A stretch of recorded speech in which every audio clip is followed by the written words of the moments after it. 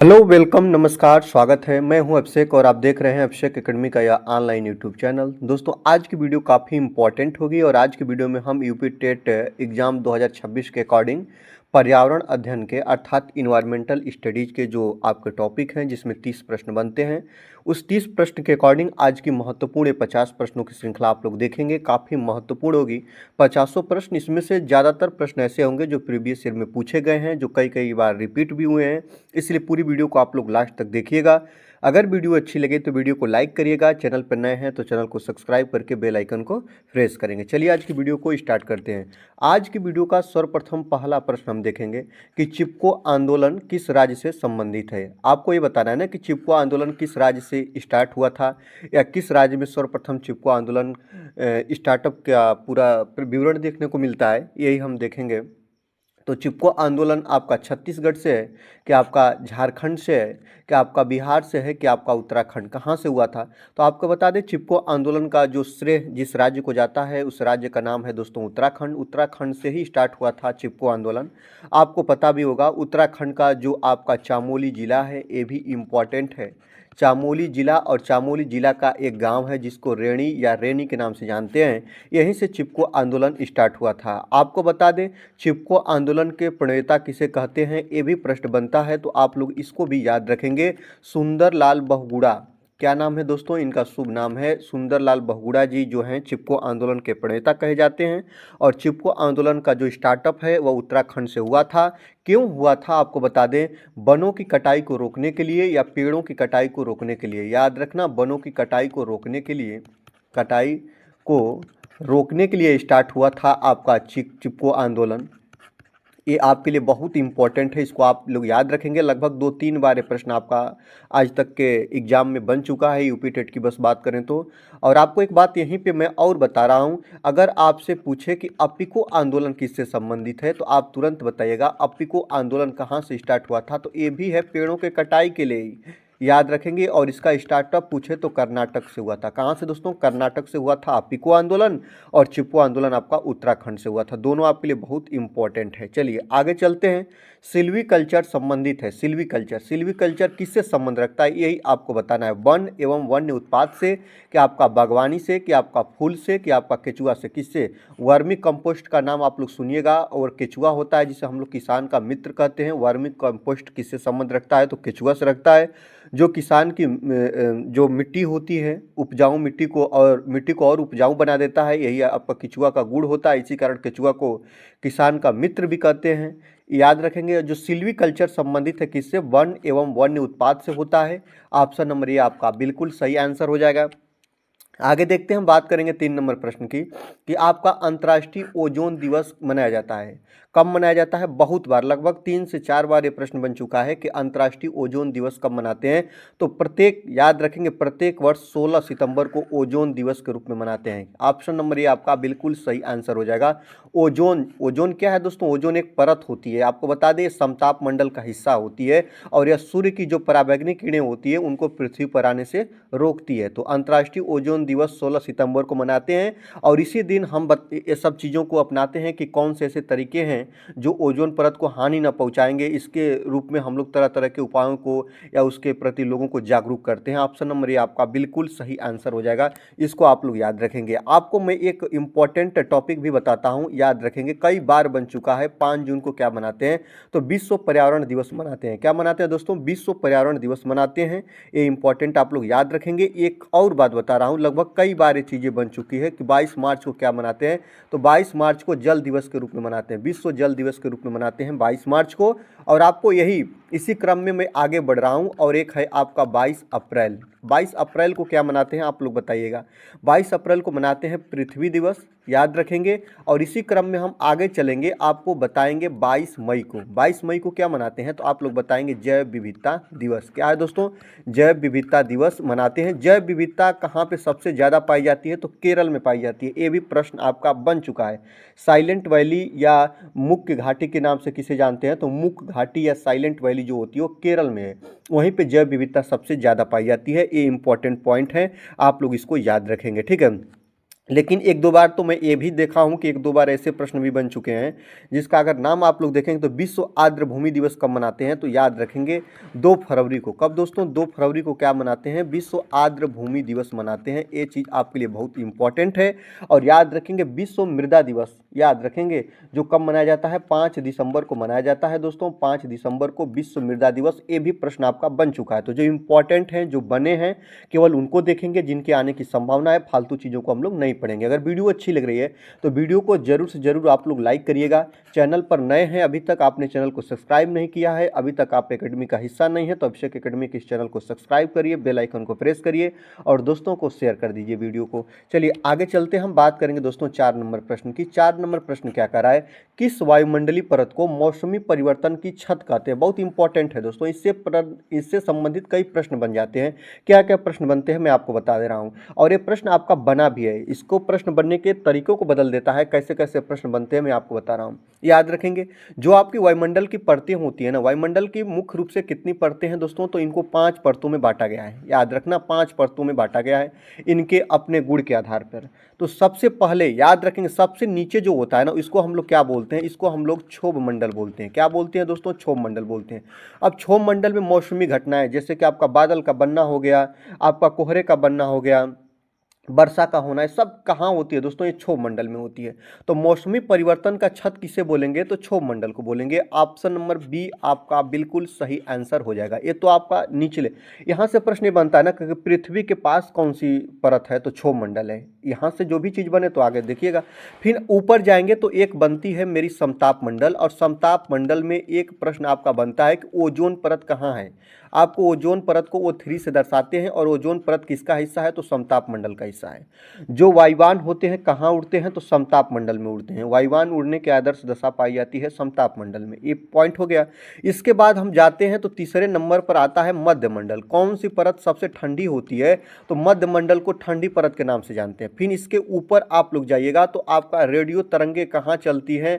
जो आपकी ozone ion मंडल में चलती है। कहाँ पे दोस्तों? तो आयन मंडल। अगला आएगा आपका आयन मंडल, और सबसे ऊपर जो होता है ना, इसको हम लोग क्या बोलते हैं? बहिमंडल का नाम दे देते हैं। तो इस प्रकार आप लोग देखेंगे कि मौसमी परिवर्तन की छत किसे बोलेंगे प्यारे? आपका करेक्ट आंसर हो जाएगा क्षोभ मंडल को, क्योंकि यहाँ पे मौसमी घटनाएं घटित होती हैं। ऑप्शन नंबर बी आपका राइट हो जाएगा। चलिए आगे चलते हैं। रेड डाटा बुक किससे संबंधित है? लगभग 3-4 बार ये प्रश्न बना है।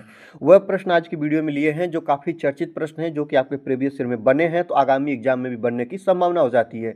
इसलिए आप लोग जब भी एग्जाम दीजिए तो उससे पहले आप प्रीवियस ईयर को बिल्कुल क्लियर कर लीजिए, क्योंकि अगर आपने प्रीवियस ईयर क्लियर किया तो उससे ज़्यादातर प्रश्न ऐसे होंगे ना कि जो आगामी एग्जाम में आपको डायरेक्टली देखने को मिल जाएंगे। रेड डाटा बुक, रेड का मतलब क्या होता है दोस्तों? लाल होता है। डाटा का मतलब विवरण होता है, और बुक का मतलब किताब होता है, ठीक ना? तो जो रेड का मतलब किससे है दोस्तों? खतरा से है। किससे है? आप लोग याद रखेंगे, खतरा से। और किसके ऊपर खतरा है? तो विलुप्ति के करीब जो गए जीव हैं, जंतु हैं, जो कवक हैं, उन्हीं को हम लोग बोलते हैं। आप लोग इसको अगर ध्यान से बिल्कुल बिल्कुल एक तरीके से पढ़ने का प्रयास करेगा तो जैसे पौधे हो गए, जीव हो गए, जो कवक की प्रजातियां हो गई, जो धीरे धीरे क्या हो रही है दोस्तों? विलुप्त हो रही है ना, उन्हीं का इसमें विवरण रखा जाता है, और इसी को हम लोग बोलते हैं रेड डाटा बुक। और इसके बचाने के लिए तरह तरह के उपाय चलाई जाती है, योजनाएं चलाई जाती है। ऑप्शन नंबर ये आपका बिल्कुल सही आंसर हो जाएगा। चलिए आगे चलते हैं। 6 नंबर की बात करेंगे। काफ़ी चर्चाओं में रहने वाला है प्रश्न, भारतीय गैंडा कहाँ संरक्षित हैं? यही आपको बताना है दोस्तों। तो भारतीय गैंडा, और भारतीय गैंडा ही नहीं, एक सींग वाले गैंडा, बहुत यहाँ से प्रश्न बन जाता है कि एक सींग वाले गैंडा कहाँ पे? Bandipur national park, Corbett national park, Kaziranga कि गिर नेशनल पार्क? आपको यही बताना है। बहुत चर्चाओं वाला ये प्रश्न रहता है। आपको बता दें भारतीय गैंडा कहाँ पे है? तो असम में है। या ये प्रश्न ऐसे भी बन जाता है, एक सींग वाला गैंडा, इसको घुमा कर भी पूछ देगा। तो आप तभी भी किसके साथ जाइएगा दोस्तों? असम के साथ जाइएगा। और वह क्या है दोस्तों? Kaziranga national park. क्या उसका नाम है? Kaziranga national park. कहाँ पे है दोस्तों? आपको याद रखना है, असम राज्य में है, और एक सींग के गैंडे के लिए प्रसिद्ध है। ऑप्शन नंबर सी आपका राइट हो जाएगा। ये बात आपके लिए बहुत इंपॉर्टेंट है। मैं आपको एक दो चीज़ यहाँ से बता रहा हूँ, आप लोग इसको देखिएगा। आपसे मैं पूछ रहा हूँ, आप बताइएगा। कई बार बन चुका है ये प्रश्न, गधों का अभ्यारण्य। तो जो गधेयों का अभ्यारण्य कहाँ है, आप लोग इसको तुरंत बताइएगा कि गधेयों का अभ्यारण्य जो है ना दोस्तों, वह आपका कहाँ है, तो गुजरात राज्य में है। कहाँ पे दोस्तों, गुजरात में है। आपसे यहीं से गुजरात से ही एक दो प्रश्न कई बार बन चुका है, गिर राष्ट्रीय उद्यान कहाँ है, याद रखेंगे। गिर राष्ट्रीय उद्यान जो एशियाई बाघों के लिए, शेरों के लिए जाना जाता है, तो गिर राष्ट्रीय उद्यान कहाँ है दोस्तों, तो ये भी आप लोगों को याद रखना होगा, गुजरात में है। ये बात आपके लिए बहुत इंपॉर्टेंट है, जो गुजरात से बनकर निकलती है, ठीक है। फिर इसके बाद अगर हम आगे जाएं तो आपको बता रहे हैं, जैसे आप लोग उत्तर प्रदेश यूपी टेट का एग्जाम दे रहे हैं तो कई बार बन चुका है, दुधवा नेशनल पार्क कहाँ है, दुधवा नेशनल पार्क, दुधवा राष्ट्रीय पार्क या दुधवा नेशनल पार्क इसको बोलते हैं, तो कहाँ है दोस्तों, तो यह आपका उत्तर प्रदेश में है। याद रखेंगे, उत्तर प्रदेश का लखीमपुर खीरी बहुत इंपॉर्टेंट है, इसको आप लोग याद रखेंगे। उत्तर प्रदेश में एक और आपका पार्क है जिसका नाम है दोस्तों, आप लोगों को बताना होगा, चंद्रप्रभा। याद रखेंगे, चंद्रप्रभा राष्ट्रीय उद्यान कहाँ है, याद रखेंगे, चंद्रप्रभा जीव अभ्यारण्य इसको बोलते हैं, राष्ट्रीय अभ्यारण्य नहीं, जीव अभ्यारण्य के नाम से जानते हैं। आप लोग इसको याद रखेंगे, चंद्रप्रभा जीव अभ्यारण्य कहाँ है, जीव अभ्यारण्य कहाँ है, तो याद रखेंगे ये आपका उत्तर प्रदेश के चंदौली जिला में है, इम्पॉर्टेंट है। ये चंदौली के यूपी के चंदौली में है। और दुधवा नेशनल पार्क जो उत्तर प्रदेश का एकमात्र राष्ट्रीय उद्यान है, याद रखना, ये भी आपके लिए इंपॉर्टेंट है। दुधवा नेशनल पार्क जो उत्तर प्रदेश का एकमात्र राष्ट्रीय उद्यान है, वह कहाँ पे है दोस्तों, तो आपका उत्तर प्रदेश में है। ये बात आप लोग याद रखेंगे, ये आपके लिए बहुत इंपॉर्टेंट है और बहुत अच्छा भी है, इसको आप लोग याद रखेंगे। अगर आपसे कहें जिम कॉर्बेट नेशनल पार्क कहाँ है दोस्तों, तो आप बताइएगा उत्तराखंड में है। कहाँ पे दोस्तों, जिम कॉर्बेट राष्ट्रीय उद्यान कहाँ है, उत्तराखंड में। यहाँ से बहुत ज़्यादा प्रश्न बनता है आपसे, यहीं से उत्तराखंड से ही प्रश्न बन जाता है। फूलों की घाटी राष्ट्रीय उद्यान कहाँ है, आप तुरंत बताइएगा, फूलों की घाटी राष्ट्रीय उद्यान आपका उत्तराखंड में है। यह भी आपके लिए बहुत इंपॉर्टेंट है। यहीं से आपका बन जाता है नंदा देवी राष्ट्रीय उद्यान कहाँ है, तो उत्तराखंड में ही है नंदा देवी राष्ट्रीय उद्यान। जिम कॉर्बेट राष्ट्रीय उद्यान, राजाजी राष्ट्रीय उद्यान, ये भी आपका उत्तराखंड में ही है, बहुत इंपॉर्टेंट है। चलिए आगे चलते हैं, 7 नंबर प्रश्न की हम बात करेंगे। 7 नंबर प्रश्न कर रहा है, जो आपका शांति घाटी जिसमें राष्ट्रीय पार्क का दर्जा प्राप्त है, वो कहाँ है दोस्तों, यही आपको बताना है। शांत घाटी कहाँ है, जिसको आप लोग मुक वैली या मुक घाटी के नाम से जानते हैं, ये आपका कहाँ है दोस्तों, तो यह आपका केरल राज्य में है। जैव विविधता सबसे ज़्यादा यहीं पे पाई जाती है। ऑप्शन नंबर डी आपका लॉक हो जाएगा, यही आपका बिल्कुल सही आंसर हो जाएगा। इसको आप लोग याद रखेंगे, जैव विविधता यहीं पर सबसे ज़्यादा पाई जाती है, ये भी आपके लिए इंपॉर्टेंट है। दोस्तों अगर वीडियो अच्छी लग रही है तो जरूर से जरूर लाइक करिएगा, चैनल पर नए हैं तो सब्सक्राइब करिएगा, बेल आइकन को प्रेस करिएगा और पूरा 50 प्रश्न देखिएगा। ये 50 प्रश्न आपके आगामी एग्जाम के लिए बहुत महत्वपूर्ण और मददगार साबित होंगे।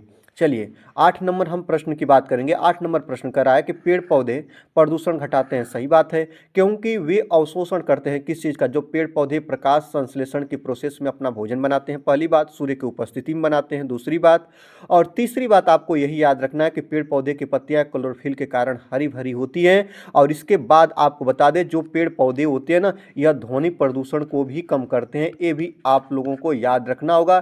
ध्वनि प्रदूषण को भी कम करते हैं, और ध्वनि प्रदूषण को जब कम करते हैं तो इसको हम क्या बोलते हैं दोस्तों, इसको हम लोग ग्रीन मफलर के नाम से जानते हैं। किसके नाम से, ग्रीन मफलर के नाम से। जब पेड़ पौधे के द्वारा, पेड़ पौधों का यूज हम ध्वनि के प्रदूषण को या ध्वनि को कम करने में करते हैं, तो इसको हम लोग ग्रीन मफलर का नाम दे देते हैं, राइट बात। चलिए आगे चलते हैं। आपको पता है ना कि जो मनुष्य निर्मुक्त करता है उस गैस का नाम है CO2, और इसको याद रखेंगे। पेड़ पौधे क्या करते हैं, अपने भोजन बनाने में प्रयोग करते हैं, और भोजन बनाने में प्रयोग कर रहे हैं तो मतलब वो क्या कर रहे हैं दोस्तों, ये प्रदूषण को घटा रहे हैं। कार्बन डाइऑक्साइड गैस आपका सही हो जाएगा। ऑप्शन नंबर बी को आप लोग लॉक करिएगा, बहुत आपके लिए इंपॉर्टेंट है।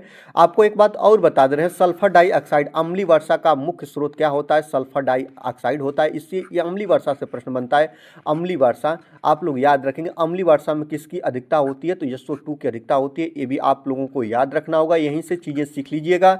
और आपको बता दें, जो वाहन होते हैं, जो आपके जैसे कि जीप, कार, बस हो गए, उनके साइलेंसर से कौन सी गैस निकलती है, तो कार्बन मोनोऑक्साइड गैस निकलती है। काफ़ी जहरीली गैस होती है, यह वाहनों के साइलेंसर से निकलती है, जो धुआं में होती है, और यह काफ़ी हानिकारक और जहरीली गैस के नाम से इसे हम जानते हैं। ऑप्शन नंबर सी भी आप लोग ध्यान दीजिएगा, लेकिन correct answer option number B हो जाएगा। जो पेड़ पौधे प्रदूषण को घटाते हैं क्योंकि वे अवशोषण करते हैं कार्बन डाइऑक्साइड गैस का। ऑप्शन नंबर बी को लॉक करिएगा। आगे बढ़ते हैं। प्रजातियों की उत्पत्ति रचना है किसकी है दोस्तों, यही आपको बताना है कि जो प्रजातियों की उत्पत्ति है किसकी है, तो चार्ल्स डार्विन की ये रचना है। ऑप्शन नंबर बी को आप लोग लॉक करिएगा, सब लोग जानते ही हैं। आगे बढ़ चलते हैं। यहाँ पे बताना है कि गलत सुम्मिलित का चयन करिए। आपको यही बताना है, बहुत इंपॉर्टेंट है। क्षोभ मंडल में क्या होता है दोस्तों, मौसम संबंधित घटना है, बात तो सही है। मध्य मंडल जो निकटतम परत होती है, समताप मंडल ओजोन परत होती है, बात तो सही है। आयन मंडल में रेडियो तरंगों का विचरण होता है, बिल्कुल बात सही है। लेकिन मध्य मंडल को निकटतम परत नहीं बोलते हैं। मध्य मंडल जो होती है इसको हम लोग ठंडी परत के नाम से जानते हैं। एक पॉइंट आप लोग याद रखना, अगर ये होता तो बात सही हो जाता। निकटतम परत कौन होती है, तो निकटतम परत आपकी क्षोभ मंडल होती है, ये गलत है, याद रखना, एक गलत है। तो जब गलत है दोस्तों तो यही क्या होगा, सही होगा, यही आपका पूछा है, यही आपका ऑप्शन नंबर बी को आप लोग लॉक करिएगा और चीज़ों को सीख लीजिएगा कि निकटतम परत क्या है, तो निकटतम परत आपका क्षोभ मंडल है। मध्य मंडल क्या होती है, ठंडी परत होती है या बीच वाली, सबसे बीच वाली परत होती है। ऐसे पॉइंट बने तब ये बातें सही हो जाएगी।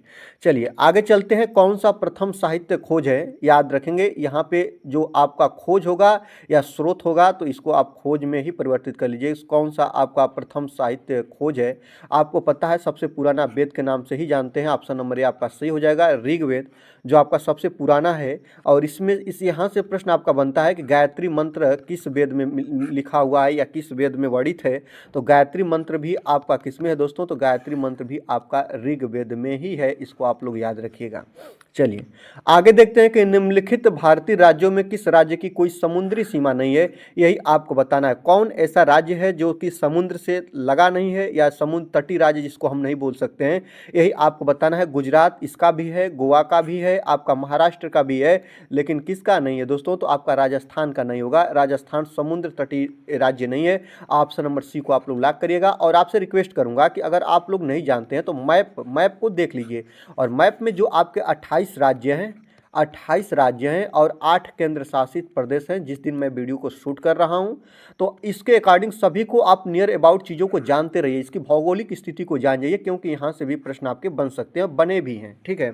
चलिए आगे देखते हैं। जनगणना 2011 के अनुसार भारत में लिंगा अनुपात है कितना है दोस्तों, आपको मैं यहाँ पे 2001 के जनगणना के अनुसार सबसे पहले बता रहा हूँ। 2001 के जनगणना के अनुसार आपका 933 संबंधे 1000 का था, याद रखना।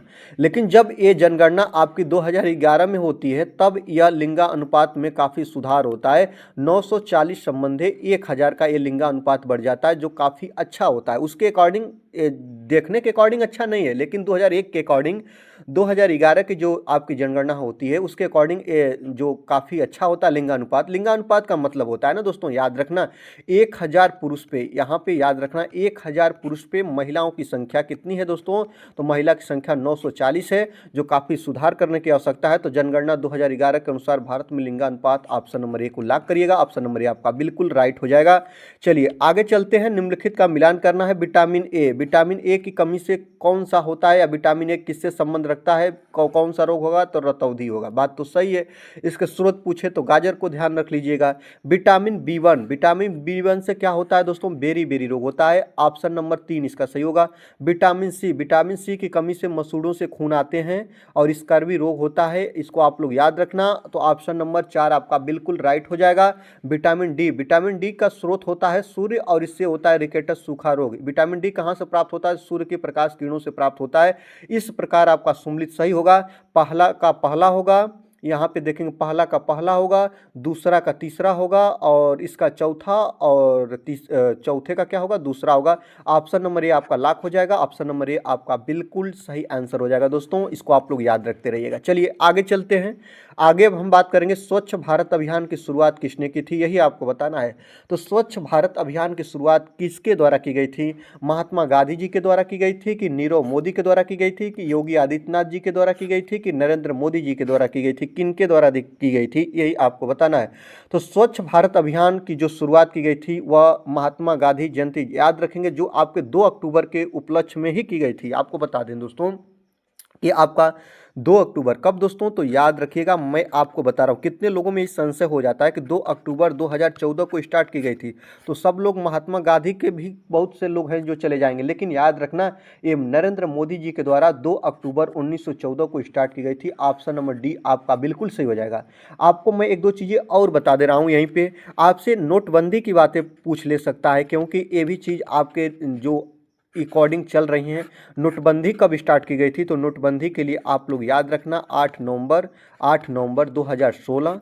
आपसे मैं एक और योजना के बारे में बात करता हूं जिसका नाम है दोस्तों उज्ज्वला योजना। याद रखना, उज्ज्वला योजना, या इसको क्या बोलते हैं, प्रधानमंत्री उज्ज्वला योजना, PMUY के नाम से जानते हैं। इसकी शुरुआत 1 मई 2016 को की गई थी। ये भी प्रश्न कई जगह बने हैं, तो इसको भी आप लोग याद रखिएगा। चलिए आगे चलते हैं, बात करेंगे निम्न में से कौन सा क्रम पारिस्थितिकी तंत्र में ऊर्जा प्रवाह के संबंध में सही है। तो आपको खाद्य श्रृंखला में मिला है ना कि उत्पादक, फिनिश उपभोक्ता, और उसके बाद आते हैं अपघटक। याद रखना दोस्तों, इसके बाद आते हैं अपघटक, ये आपका सही हो जाएगा अपघटक। सबसे पहले उत्पादक क्या करता है दोस्तों, उत्पन्न करता है, जैसे पेड़ पौधे होते हैं। उपभोक्ता होता है, जो उसका सेवन करता है, और इसके बाद जब ये मृत्यु को प्राप्त होता है तो इसके बाद अपघटक इसका सेवन करते हैं। इसी प्रकार खाद्य श्रृंखला चलती रहती है। तो ऑप्शन नंबर ए आपका लॉक हो जाएगा, ऑप्शन नंबर ए आपका बिल्कुल सही आंसर हो जाएगा। आगे देखते हैं कि निम्नलिखित में से कौन सा जैव मंडल का अजैविक घटक नहीं है। अजैविक घटक नहीं है, अजैविक घटक नहीं है मतलब क्या होगा दोस्तों, वह जैविक घटक होगा। क्या होगा, जैविक घटक। जैविक घटक का मतलब उसमें क्या पाया जाएगा, जीवन पाया जाएगा। जीवन का मतलब क्या होगा दोस्तों, वह निर्जीव होगा कि सजीव होगा, मतलब कि वह क्या होगा दोस्तों, सजीव होगा। इस प्रकार चीज़ों को आसानी से आप समझ जाएंगे। अब चलिए, प्रोटीन क्या होगा, सजीव है, नहीं है दोस्तों, इसको खाया जाता है, निर्जीव चीज़ें होती हैं, खाद्य जरूर हैं। मृदा भी, मिट्टी क्या होती है दोस्तों, निर्जीव होती है। फास्फोरस भी क्या होता है, निर्जीव होता है। लेकिन कवक में जीवन पाया जाता है, कवक सजीव है, इसमें जीवन पाया जाता है, ये जैविक घटक है। ऑप्शन नंबर सी को आप लोग लॉक करिएगा और आगे बढ़ चलते हैं। देखिएगा, भारत में लड़कियों व लड़कों के विवाह की न्यूनतम कानूनी आयु क्या मानी गई है। आपको पता है ना कि जो आपका बाल विवाह निषेध अधिनियम 2006, आप लोग इसको याद रखेंगे। जो आपका बाल विवाह निषेध अधिनियम, जो आप लोग इसको याद रखेंगे, निषेध अधिनियम कब लाया गया, तो 2006 में लाया गया। और इसके अकॉर्डिंग एक एज निर्धारित की गई, जो एज थी कि लड़कियों की उम्र, न्यूनतम उम्र कितनी होनी चाहिए, 18 वर्ष होनी चाहिए, और लड़कों की न्यूनतम शादी की उम्र कितनी होनी चाहिए, तो 21 वर्ष होनी चाहिए। ऑप्शन नंबर बी को लॉक करिएगा, यही बिल्कुल सही आंसर हो जाएगा। आगे देखते हैं, जट्रोफा, कार्कास और आपका दोस्तों पेनगोमिया पौधों के बीजों का उपयोग किस उत्पादन के लिए किया जाता है। तो आपको पता है ना, बायोडीजल में इसकी जो बीजें होती है ना, इनका प्रयोग हम लोग क्या करते हैं दोस्तों, बायोडीजल तैयार करने में करते हैं। ऑप्शन नंबर बी आपका बिल्कुल सही आंसर हो जाएगा। इससे इसके जो बीज होती है, इसका यूज करके हम लोग ईंधन तैयार करते हैं। ऑप्शन नंबर बी को आप लोग लॉक करिएगा। चलिए 20 नंबर की बात करते हैं। निम्नलिखित को सुम्मिलित कीजिए, और ऐसा प्रश्न मैंने लिया कि आप लोग इसमें थोड़ा भ्रमित हो जाएंगे। क्यों, क्योंकि इसको सुम्मिलित करना ही नहीं है। जो देखेंगे, कलमकारी का आंध्र प्रदेश होगा, पिथौरा मध्य प्रदेश की जो कलाकारी होती है, वर्ली जो होती है महाराष्ट्र की कलाकारी है, और मधुबनी जो है दोस्तों वह बिहार कूट की जो कलाकारी है। ऑप्शन नंबर बी आपका लॉक हो जाएगा। चलिए आगे चलते हैं। गिर शेर परियोजना अवस्थित है कहाँ पे दोस्तों, तो गिर राष्ट्रीय उद्यान या गिर शेर परियोजना, जो आप लोग याद रखेंगे दोस्तों, जो शेरों के, एशियाई शेरों के संरक्षण के लिए जानी जाती है, जो कहाँ पे है दोस्तों, याद रखेंगे, जो कहाँ पे है, तो वो आपका गुजरात राज्य में है, याद रखेंगे। ये आपके लिए ऑप्शन नंबर ये आपका बिल्कुल सही आंसर हो जाएगा। गिर राष्ट्रीय उद्यान की बात करें या गधों का अभ्यारण्य की बात करें, गुजरात राज्य को आप लोग लॉक कर लीजिएगा। चलिए अब हम आगे चलेंगे। आगे चीज़ों को आप लोग बिल्कुल तरीके से देखेगा। जैसे आप लोग गुजरात को देख लिए ना, उसी तरह आपसे पूछे कि जिम कॉर्बेट राष्ट्रीय उद्यान कहाँ है, आप तुरंत बताइएगा जिम कॉर्बेट राष्ट्रीय उद्यान कहाँ है दोस्तों, तो आप लोग तुरंत बताइए उत्तराखंड में, क्योंकि चीज़ें कई बार बनी है। गिर को आप लोगों ने देख ही लिया। आपसे मैं एक और बात बता रहा हूँ, कान्हा राष्ट्रीय उद्यान कहाँ है, तो कान्हा राष्ट्रीय उद्यान आपका मध्य प्रदेश MP में है, बहुत इंपॉर्टेंट है। आपसे मैं पूछूँ एक और इम्पॉर्टेंट, आप लोग बताइएगा पेरियार राष्ट्रीय उद्यान कहाँ है, आप लोग बताइएगा पेरियार राष्ट्रीय उद्यान कहाँ है दोस्तों, तो पेरियार राष्ट्रीय उद्यान आपका केरल राज्य में है, इंपॉर्टेंट है। चलिए आगे चलते हैं। WWF से क्या आशय है, आपको बताना है दोस्तों। वर्ल्ड वाइल्ड लाइफ फंड, जो आप लोगों को बिल्कुल पता भी है कि WWF से आशय क्या है दोस्तों, तो वर्ल्ड वाइल्ड लाइफ फंड होता है। जो ऑप्शन नंबर क्या सही हो जाएगा, ऑप्शन नंबर सी आपका बिल्कुल सही आंसर हो जाएगा। आपको पता है ना कि याद रखेंगे, स्विट्जरलैंड के ग्लैंड में इसकी जो श्रृंखला है या जो इसका कार्यालय है वो अवस्थित है, WWF, आप लोगों को ये भी पता होगा। और ये आप लोगों को मैं ये चीज़ें बता रहा हूँ जो आप लोग याद रखेंगे। जो ये कहाँ पे है दोस्तों, लिख भी दे रहे हैं, क्योंकि आपको जो PDF मिलेगी स्विट्जरलैंड, आप लोग उससे भी चीज़ों को पढ़ लेंगे। स्विट्जरलैंड के कहाँ पे दोस्तों, तो ग्लैंड में यह अवस्थित है या स्थित है। और इसकी स्थापना 29 अप्रैल, कब दोस्तों, तो 29 अप्रैल 1961 में की गई थी। और इसका उद्देश्य था कि जीव प्रजातियों को खतरे से बचाना, ये इसका उद्देश्य है। चलिए आगे चलते हैं। मानव शरीर हड्डियों का ढांचा मात्र रह जाता है, आपको ये बताना है। जो देखिएगा मात्र ढांचा रह जाता है, मात्र ढांचा रह जाता है। इसका कारण क्या होता है, लंबे समय तक तंबाकू ग्रहण से। तंबाकू ग्रहण इसका मुख्य कारण नहीं होता है, इसका मुख्य कारण होता है शराब सेवन। शराब सेवन से मात्र लंबे समय से अगर शराब सेवन कोई नशेड़ी कर रहा है तो उसका मात्र हड्डियों का ढांचा रह जाता है। ऑप्शन नंबर बी आपका लॉक हो जाएगा। परिवार के लोगों के नशा से उससे मतलब क्या होगा, परिवार के लोग नशा से उस नशेड़ी का मतलब नहीं होगा, वो स्वयं नशा करेगा तब उसको ये चीज़ें की हानियाँ होगी। आगे देखते हैं पित्त रस का निर्माण कहाँ होता है, यकृत में, किडनी में, अमाशय में, इनमें से कोई नहीं, कहाँ पे होता है आपको यही बताना है। तो जो पित्त रस का निर्माण होता है दोस्तों वह यकृत में होता है। ऑप्शन नंबर ए आपका बिल्कुल सही आंसर हो जाएगा। ये चीज़ें आपके लिए बहुत महत्वपूर्ण है। भोजन का पाचन कहाँ होता है, तो यहीं लीवर इसको ही बोलते हैं, यहीं पर होता है। आपको ये भी चीज़ें याद रखना होगा।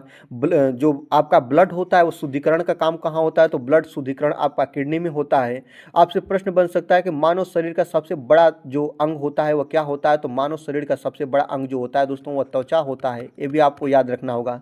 आपको ये भी पता होना चाहिए कि जो मनुष्य के शरीर में रक्तदान के साथ साथ जैसे कि मृत शरीर से क्या डोनेट किया जाता है, तो आपको याद रखना होगा मृत शरीर के बाद नेत्र का दान किया जाता है। नेत्र दान में क्या डोनेट किया जाता है, तो कार्निया, शरीर आँख का कार्निया भाग को दान किया जाता है। ये भी चीज़ आप लोग याद रखिएगा। चलिए आगे देखते हैं, कंचनजंगा चोटी निम्नलिखित में से किस उपखंड में स्थित है। हिमालय के किस उपखंड में उपस्थित है जो कंचनजंगा चोटी है, आपको यही बताना है दोस्तों। तो जो आपका कौन ऐसा उपखंड है जहाँ पे आपका कंचनजंगा चोटी है जो उपस्थित है, ये आपको बताना है। तो आप इसको बताइएगा और ऑप्शन नंबर कौन सही करिएगा दोस्तों, ऑप्शन नंबर बी आपका बिल्कुल सही हो जाएगा। दार्जिलिंग और सिक्किम हिमालय में है। ऑप्शन नंबर बी आपका बिल्कुल सही हो जाएगा। आगे देखते हैं, जल प्रदूषण को मापने के लिए कौन सा परीक्षण किया जाता है। आपको पता है जैसे नदियों का जल हो गया या कहीं का जल हो गया, अगर वह जल प्रदूषित हो गया है तो उस जल को प्रदूषण मापने के लिए या प्रदूषण को परीक्षण करने के लिए, जल प्रदूषण मापने के लिए कौन सा परीक्षण किया जाता है, तो उसको हम लोग BOD के नाम से जानते हैं। किस नाम से जानते हैं दोस्तों, BOD के नाम से जानते हैं, जिसका फुल फॉर्म क्या होता है, तो बायोकेमिकल ऑक्सीजन डिमांड होता है। ऑप्शन नंबर ए, जल में घुली ऑक्सीजन की मात्रा जो होती है, जितना जल में ऑक्सीजन की मात्रा होगी उतना जल शुद्ध होगा। ऑक्सीजन की मात्रा को नाप के ही जल की शुद्धता की हम पहचान करते हैं। ऑप्शन नंबर ए आपका बिल्कुल सही आंसर हो जाएगा। इसको आप लोग लॉक कर लीजिएगा, ठीक है। चलिए आगे चलते हैं, जुगाली करने वाले पशु किस ग्रीन हाउस गैस को उत्पन्न करते हैं। चाहे जुगाली करने वाला पशु हो जाए, ये भी प्रश्न याद रखना, चाहे धान की खेती हो जाए, चाहे गन्ने की खेती हो जाए, उसके जो खेत से कौन सी गैस निकलती है, तो मीथेन गैस निकलती है। आपको पता होना चाहिए methane gas. Option number C को लॉक करिएगा। और यहाँ पे देखिए ना, कहा है ग्रीन हाउस गैस को उत्पन्न करते हैं। ग्रीन हाउस गैस है मीथेन गैस, आपको पता होना चाहिए। ग्रीन हाउस गैसें कितनी होती हैं, मुख्य रूप से 4 होती हैं। मीथेन गैस हो गया, आपका CO2 कार्बन डाइऑक्साइड हो गया, और इसके बाद नाइट्रस ऑक्साइड NO2 हो गया, और इसके बाद आपका क्लोरोफ्लोरोकार्बन हो गया। मुख्य रूप से 4 गैसें होती हैं, ग्रीन हाउस गैसें होती हैं।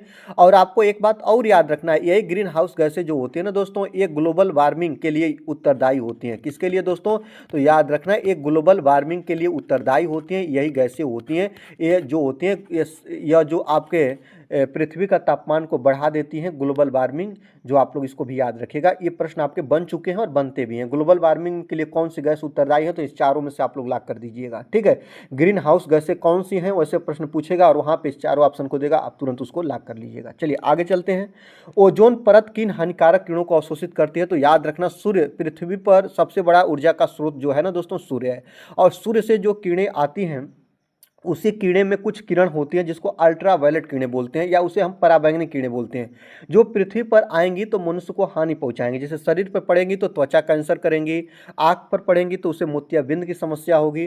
तो ओजोन परत किन हानिकारक किरणों को अवशोषित करती है, तो पराबैंगनी किरणों को, जिसको अल्ट्रा वायलेट किरणें भी बोलते हैं। ये भी याद रखेंगे। ऑप्शन नंबर बी को लॉक करेंगे। ऑप्शन नंबर बी आपका बिल्कुल सही आंसर हो जाएगा। इसको आप लोग याद रखेंगे, ठीक ना, बिल्कुल आपके लिए बिल्कुल करेक्ट आंसर हो जाएगा। आपसे मैं कुछ और भी चीज़ें बता दूं, जैसे गामा किरण है ना, गामा किरण का प्रयोग कहाँ करते हैं, तो गामा किरण का प्रयोग दोस्तों कैंसर उपचार में करते हैं। कहाँ पे दोस्तों, तो इसका प्रयोग हम कहाँ करते हैं, तो कैंसर उपचार में करते हैं। आपसे अगर पूछे एक्सरे का प्रयोग कहाँ पे करते हैं, तो इसका प्रयोग हम लोग मेडिकल में करते हैं, जैसे हड्डियाँ टूट गई वगैरह जगहों पर एक्सरेज का हम प्रयोग करते हैं। आप लोगों को बिल्कुल समझ में आनी चाहिए चीज़ें। जो जैसे कि अल्ट्रा वायलेट किरण का प्रयोग कहाँ पे करते हैं, आपसे अगर पूछे तो इसका भी प्रयोग जानते रहिएगा।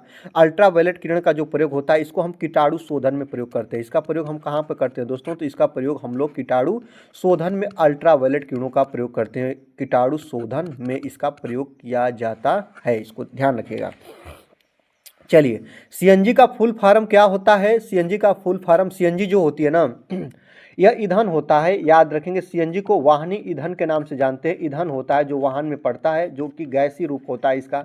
स्टेट या अवस्था किस रूप में होती है, तो गैस के रूप में होती है। इसका फुल फॉर्म होता है कंप्रेस्ड नेचुरल गैस। क्या होता है दोस्तों, कंप्रेस्ड नेचुरल गैस होता है। ऑप्शन नंबर बी को लॉक करिएगा। ऑप्शन नंबर बी आपका बिल्कुल सही हो जाएगा। पहली बात तो याद रखिएगा, और याद रखना इसका हिंदी नाम होता है संपीड़ित प्राकृतिक गैस। क्या होता है दोस्तों, इसका हिंदी नाम होता है संपीड़ित प्राकृतिक गैस। ये भी इंपॉर्टेंट है आपके लिए। आपसे मैं एक प्रश्न और पूछ रहा हूँ, आप बताइएगा एलपीजी का फुल फॉर्म कई जगह पूछा है। एलपीजी का फुल फॉर्म क्या होता है, तो लिक्विफाइड पेट्रोलियम गैस होता है। ये भी याद रखना। जो आप लोग देखते हैं घरों में रसोई के रूप में इसका प्रयोग करते हैं, इसका भी फार्म कैसा होता है, तो गैसी फार्म होता है। इंपॉर्टेंट। आप हमको एक और बताइएगा, जो कई कई टॉपिक हैं जो कि फुल फार्म पूछ लेते हैं। सीओ का full farm carbon monoxide gas, CO2 का कार्बन डाइऑक्साइड गैस, NO2 का नाइट्रस ऑक्साइड गैस, CFC का फुल फार्म क्लोरोफ्लोरोकार्बन होता है, ठीक ना। इसी तरह आपका CH4 का फुल फार्म क्या होता है, मीथेन होता है, ठीक है। फिर इसके बाद आप इम्पॉर्टेंट चीज़ों को और आगे देखिएगा, तो मैं आपको एक दो चीज़ और बता दे रहा हूँ जो पूछता है। AMIC याद रखेंगे, मिथाइल आइसोसाइनाइड, जो गैस का रिसाव भोपाल गैस त्रासदी में हुआ था। यहाँ से प्रश्न ये भी बन जाता है। चलिए आगे चलते हैं। विश्व पर्यावरण संरक्षण दिवस कब मनाते हैं, तो कई बार प्रश्न बना 5 जून को। ऑप्शन नंबर 1 को लॉक करिएगा। आगे बढ़ते हैं दोस्तों।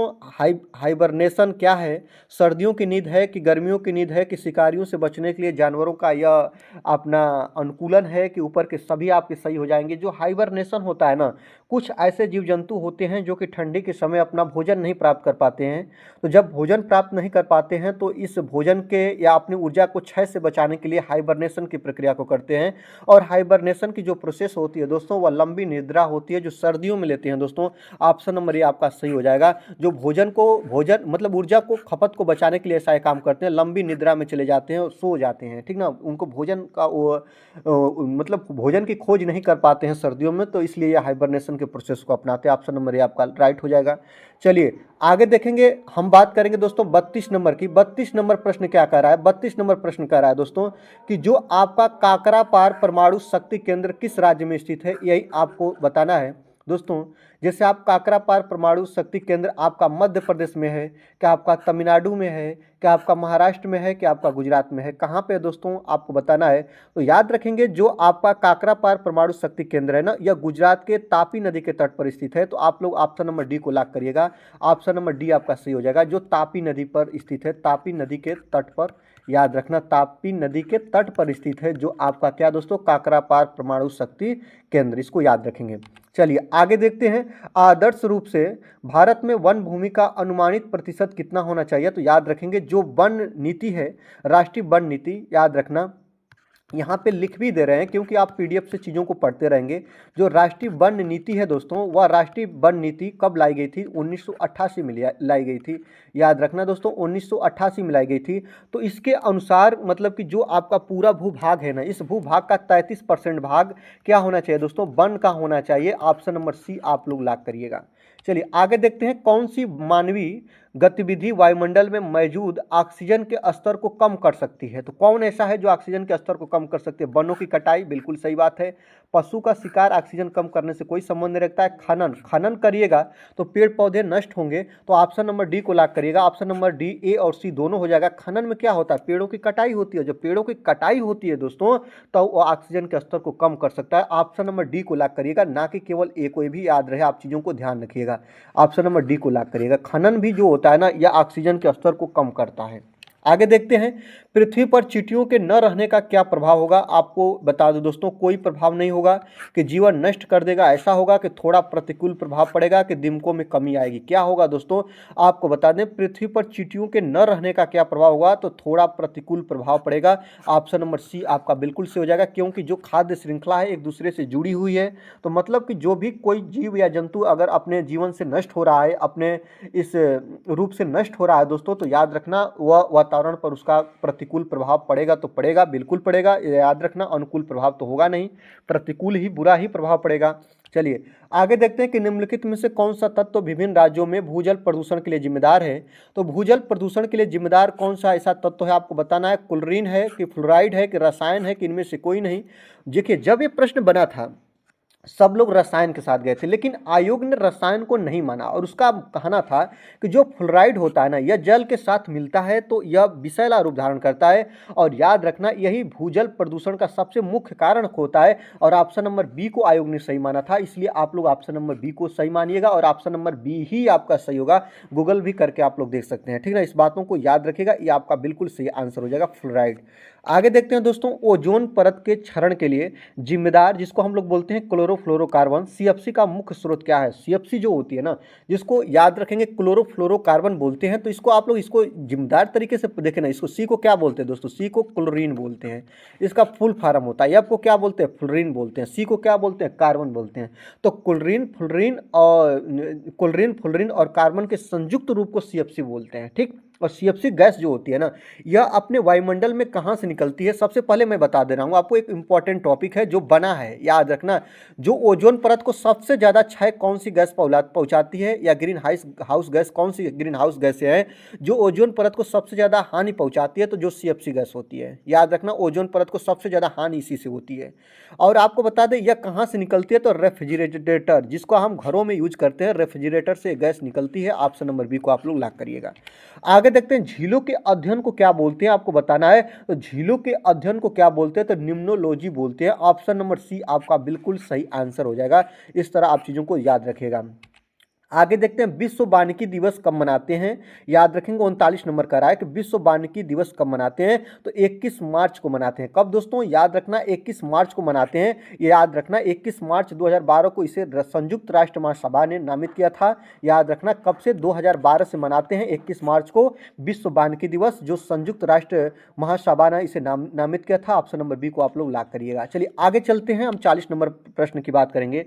गुजरात के उद्योगपति जिनका नाम है दोस्तों बिरल सुधीर भाई देसाई, जिनको global environment and climate action citizen award 2021 दिया गया था, से सम्मानित किया गया है, किस नाम से प्रसिद्ध है, यही आपको बताना है दोस्तों। तो इनका कौन सा नाम है जिससे इनको प्रसिद्धि मिली है, आपको यही बताना है। तो वर्ल्ड मैन ऑफ इंडिया के नाम से जानते हैं इनको दोस्तों, याद रखना। ऑप्शन नंबर ए आपका बिल्कुल सही आंसर हो जाएगा।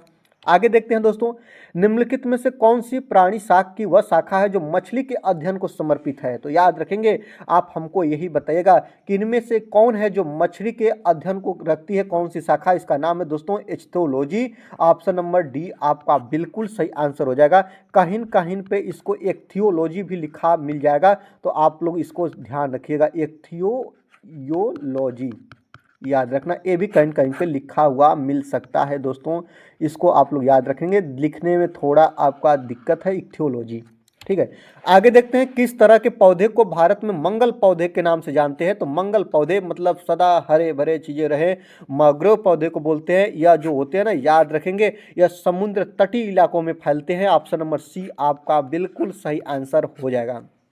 आगे देखते हैं, मलेरिया रोग किस प्रकार का रोग है, यही आपको बताना है दोस्तों। तो जो मलेरिया रोग होता है वायरस जनित होता है कि प्रोटोजुआ जनित, बैक्टीरिया जनित, कवक जनित। आप लोगों को पता है कि मलेरिया रोग जो होता है वो प्रोटोजुआ जनित होता है। ऑप्शन नंबर बी आपका बिल्कुल सही हो जाएगा। सिंकोना पेड़ के छाल से इसकी दवा बनाई जाती है, ये भी आपको याद होगा। मलेरिया में जो होती है शरीर में कपकपी हो जाती है, ये इंपॉर्टेंट इसके टॉपिक हैं। चलिए आगे चलते हैं, कैंसर का उपचार किस रेडियो आइसोटोप द्वारा किया जाता है, आपको यही बताना है दोस्तों। तो कैंसर का उपचार किस रेडियो आइसोटोप द्वारा किया जाता है, बहुत इंपॉर्टेंट है, आप इसको बताइएगा। तो आप लोग इसको जब देखेंगे तो आपको मिलेगा आयरन 12, कोबाल्ट 60 का, आपका सोडियम 32, कार्बन 14 किसके द्वारा किया जाता है। तो कैंसर का जो उपचार होता है दोस्तों कोबाल्ट 60 के द्वारा किया जाता है। ऑप्शन नंबर बी आपका बिल्कुल सही हो जाएगा, इसको आप लोग याद रखेंगे। आगे देखते हैं, किस विटामिन की कमी से मसूड़ों में खून आता है, बहुत इंपॉर्टेंट है, कई बार बना है। विटामिन ई की कमी से नहीं दोस्तों, विटामिन ई की कमी से आपका तंत्रिका संबंधित समस्या होती है, तंत्रिका संबंधित समस्या होती है, याद रखना। विटामिन ए की कमी से बहुत चर्चित है, जो चर्चाओं में रहता है, रतौंधी को याद रखना। फिर इसके बाद विटामिन डी की कमी से आपका सूखा रोग होता है, रिकेटस सूखा रोग बोलते हैं इसको, रिकेटस सूखा रोग, यहाँ पे रिकेटस लिख दे रहे हैं दोस्तों, रिकेटस सूखा रोग का नाम देते हैं। विटामिन सी की कमी से आपका होता है स्कर्वी, जो दांतों से खून आना, मसूड़ों से खून आना और दांतों का हिलना, ये सब चीज़ें होता है विटामिन सी में। तो ऑप्शन नंबर सी को आप लोग लॉक करिएगा, यही आपका बिल्कुल सही आंसर हो जाएगा। चलिए आगे हम बात करेंगे 46 नंबर प्रश्न की, उससे पहले आपसे रिक्वेस्ट करेंगे ये वीडियो अच्छी लग रही है दोस्तों तो ज़रूर से ज़रूर लाइक करिएगा। चैनल पर नए हैं तो चैनल को सब्सक्राइब करिएगा, बेल आइकन को प्रेस करिएगा और वीडियो दोस्तों को शेयर करके हमारी और दोस्तों दोनों की मदद कर दीजिएगा। आगे देखते हैं दोस्तों, यहाँ पे प्रश्न है कि जो है कोयला, पेट्रोल, डीजल, याद रखेंगे क्या है दोस्तों। तो कोयला भी, पेट्रोल भी और डीजल भी, इनको आप क्या बोलेंगे, तो इनको हम लोग खनिज पदार्थ का नाम देंगे। क्या नाम देंगे? खनिज पदार्थ का दहन, दहन का मतलब जलाना से है, दहन का मतलब नष्ट करना से। मूल स्रोत है क्या दोस्तों? तो याद रखेंगे जल प्रदूषण का मूल स्रोत है कि भू प्रदूषण का है कि वायु प्रदूषण का है कि ध्वनि प्रदूषण? ध्वनि प्रदूषण का मूल स्रोत तो होगा नहीं, जलेगा तो आवाज होगी, बात अलग चीज की है, याद रखना। लेकिन कोयला, पेट्रोल, डीजल आदि का दहन मूल स्रोत पूछा है, सबसे बेस्ट स्रोत क्या होगा? तो याद रखें जलते हैं तो वायु प्रदूषण होता है, एयर पॉल्यूशन होता है। ऑप्शन नंबर सी को आप लोग लॉक करिएगा। चलिए आगे देखते हैं कि भोपाल गैस दुर्घटना का क्या कारण है। भोपाल गैस त्रासदी के नाम से जानते हैं और इसमें गैस थी जिसका नाम था MIC। इसी का रिसाव हुआ था मिथाइल आइसोसाइनाइड बोलते हैं। कब हुआ था दोस्तों? तो 1984 में हुआ था। याद रखना 2 दिसंबर 1984 की रात्रि, या इसको 3 दिसंबर भी कहीं कहीं पे लिखा हुआ मिल सकता है, क्योंकि 2 दिसंबर की रात्रि मतलब कि 3 दिसंबर भी लिखा हुआ होता है, इसमें कंफ्यूजन नहीं होता। 2-3 दिसंबर 1984 को एक फैक्ट्री में, कहाँ पे दोस्तों? मध्य प्रदेश के भोपाल में। कहाँ दोस्तों? तो मध्य प्रदेश के भोपाल में एक फैक्ट्री थी, जिस फैक्ट्री में MIC मतलब मिथाइल आइसोसाइनाइड गैस का रिसाव हुआ था, जो जहरीली गैस थी और उससे अपार जनधन की हानि हुई थी। और मिथाइल आइसोसाइनाइड का रिसाव, ऑप्शन नंबर ए आप लोग लॉक करिएगा। चलिए आगे चलते हैं, हम देखेंगे निम्नलिखित में से किसके क्षय होने से सबसे अधिक समय लगता है। सिगरेट का टुकड़ा, सिगरेट का टुकड़ा जल्दी क्षय हो जाता है, आपको पता है। चमड़े का जूता, ये भी क्षय हो सकता है। फोटो फिल्म, ये भी क्षय हो सकता है, लेकिन प्लास्टिक का थैला जल्दी क्षय नहीं होता है। यह जो होता है दोस्तों, यह प्रदूषण का सबसे बड़ा कारण बनता है। ऑप्शन नंबर डी आप लोग सही मानेंगे, ऑप्शन नंबर डी को आप लोग लॉक करेंगे। पृथ्वी के वायुमंडल में प्रवेश करने वाले उल्कापिंड निम्नलिखित में से किस परत में जल जाते हैं? ये आपके लिए बहुत इंपॉर्टेंट है, इसको बताइएगा। तो जो उल्कापिंड होते हैं कहाँ पे जल जाते हैं? सबसे बीच वाली परत होती है जिसको हम मध्यमंडल के नाम से जानते हैं। यहाँ पे जो उल्कापिंड होते हैं ये आते आते जल जाते हैं, नहीं तो ये हानि पहुंचाते हैं। ऑप्शन नंबर डी आपका बिल्कुल सही आंसर हो जाएगा। आगे देखते हैं दोस्तों, डॉम खेती कहाँ पे होती है? बहुत इंपॉर्टेंट है। डॉम या इसी को याद रखेंगे, डॉम को ही हम एक और खेती के नाम से जानते हैं, जिस खेती का नाम है पोनम खेती, याद रखना। और इन डॉम और पोनम दोनों को हम लोग जानते हैं स्थानांतरित खेती के नाम से। यह एक दूसरे जगह पे होती रहती है, आज यहाँ पे हुई, कल वहाँ पे होगी, अगले साल वहाँ पे होगी, तो स्थानांतरित खेती के नाम से इसे हम जानते हैं, डॉम या पोनम खेती को। और जो कहाँ पे होती है दोस्तों? तो यह केरल राज्य में होती है। ऑप्शन नंबर ए आपका बिल्कुल सही आंसर हो जाएगा, इसको आप लोग लॉक कर लीजिएगा। ठीक है, तो दोस्तों याद रखेंगे आज की वीडियो में पूरे 50 प्रश्नों को आपने देखा है। 50 प्रश्नों की ये वीडियो कैसी लगी? वीडियो अच्छी लगी दोस्तों तो आपसे रिक्वेस्ट करेंगे कि वीडियो को आप लाइक करिएगा, कमेंट बॉक्स में अपना स्कोर बताइएगा कितना आपने सही किया है, और वीडियो को शेयर करके चैनल को सब्सक्राइब करके बेल आइकन को प्रेस करिएगा। और आज की वीडियो से दीजिए मुझे विदा। देखते रहिए अभिषेक एकेडमी। वीडियो देखने के लिए आपका बहुत बहुत दिल से धन्यवाद।